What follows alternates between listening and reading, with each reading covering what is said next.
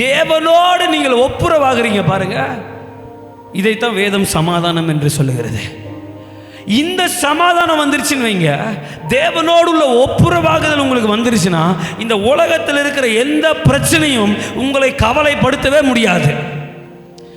இந்த பூமிக்கு அடுத்தவைகளை நாம் யோசித்துக் கொண்டிருக்கிறோம் என்று சொன்னால் இந்த சமாதானமாகிய ரட்சிப்பு உங்களுக்குள்ள பரிபூர்ணப்படலை என்று தான் அர்த்தம்.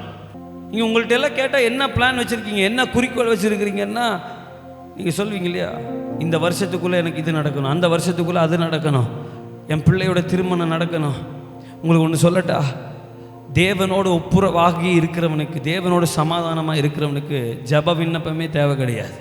தேவனோட உறவில் கவனமாக இருக்கிறவர்களுக்கு ஜபம் விண்ணப்பம் எழுதி ஜெபிக்கணுன்ற அவசியமே கிடையாது. எல்லாம் அவர் பார்த்து கொள்வார்.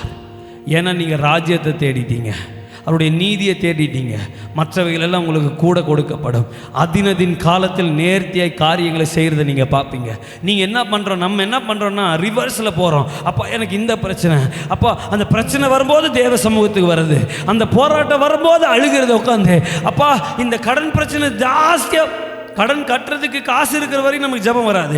காசு இல்லாமல் போகும்போது ஒரு உபவாச ஜபம் போடுவோம், ஒரு விண்ணப்பத்தை எழுதி பாஸ்டர்கிட்ட கொடுப்போம், ஒரு 3 நாள் உபவாசம் போடுவோம். இல்லை 3 நாள் நீங்கள் உபவாசம் போடுறது தேவனுடைய பிரசன்னத்தில் அவரோடு உறவாடுறதுக்கு தான் இருக்கணுமே தவிர அந்த விண்ணப்பங்களை சொல்லி சொல்லி சொல்லி சொல்லி ஜபிக்கிறதுக்கான நேரம் கிடையாது இது.